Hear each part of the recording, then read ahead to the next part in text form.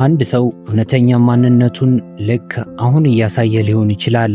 በቃላቱ ወይም በገባልህ ቃል ኪዳን ሳይሆን በፍጹም ሊፈበርኩ አስቀድመው ሊለማመዱባቸውና አንዴ ካወቃቸው በኋላ ሊደበቁ በማይችሉ ሁለት የስነ ልቦና ምልክቶች አብዛኛው ሰው በሕይወቱ ይሸውዳል። ይህ የሚሆነው የዋህ ስለሆነ ሳይሆን የሚያየው የማይሆን ቦታ ላይ ስለሆነ ነው። የሰዎችን ንግግር ይሰማሉ፣ አለባበሳቸውንና አነጋገራቸውን ያስተውላል። ማለትም ሰዎች አንተን ለመማረክ በሚያደርጉት ጥረት ላይ ያተኩራል። ግን እውነተኛ ማንነት እንደነዚህ አይነት የውሸት ትዕይንቶች ውስጥ አይገኝም። የሚኖረው ፍጹም የተለየና ጸጥ ያለ ቦታ ላይ ነው። አብዛኛው ሰው ደግሞ እነዚህ ቦታ ላይ ፈልጎ አያውቅም። ታዋቂው የሥነ ልቦና ጠቢብ ካርል ዩንግ ይህንን በሚገባ ተረድቶ ነበር።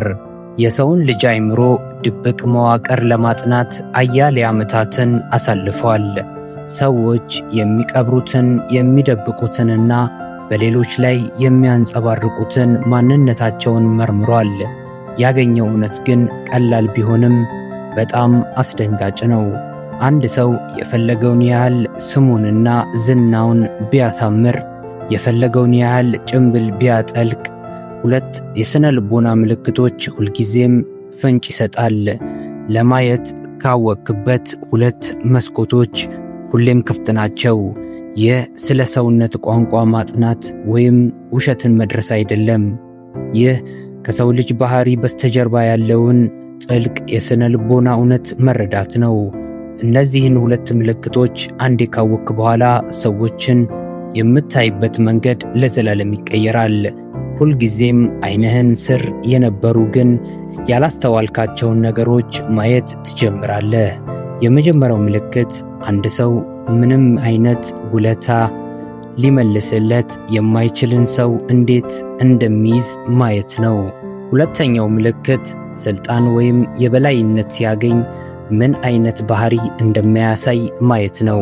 እነዚህ ሁለት ትዝብቶች ከሰውየው ጋር ለዓመታት ካሳለፍከው ወዳጅነት ወይም ካዳበርካቸው ስፍራ ቁጥር የሌላቸው ውይይቶች በላይ ስለ እውነተኛ ማንነቱ ቁልጭ አድርገው ይነግሩሃል።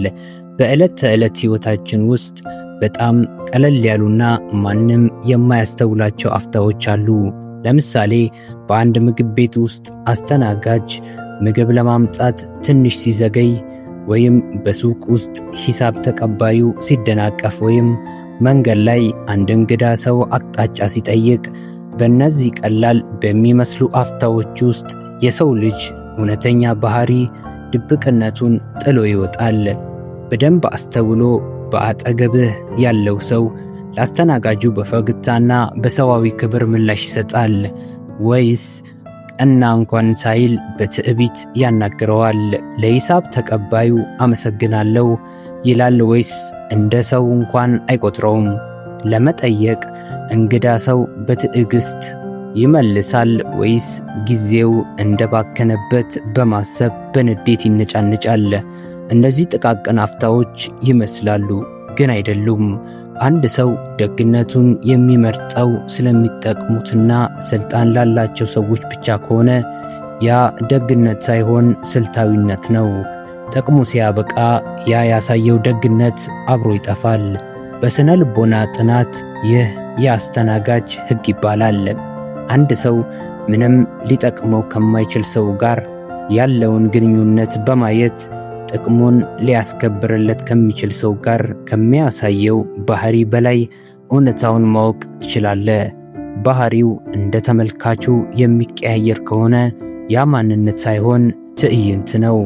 እውነተኛ ባህሪ ግን በማንኛውም ሁኔታ ውስጥ አይቀየርም፣ ምክንያቱም የሚመነጨው ከውስጥ ስነ ምግባር እንጂ ከጥቅም አይደለም። አብርሃም ሊንከን የተናገረው አንድ እውነት አለ። ማንኛውም ሰው መከራንና ችግርን በክብር ሊወጣ ይችላል። ነገር ግን የሰውን እውነተኛ ማንነት ለመፈተን ከፈለግ ስልጣንን ስጠው ብሏል።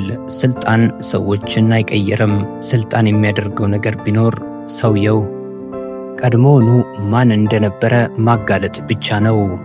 በማዕረግ እድገት ካገኘ በኋላ ጨካኝ የሚሆን ሰው በስልጣኑ የተቀየረ አይደለም።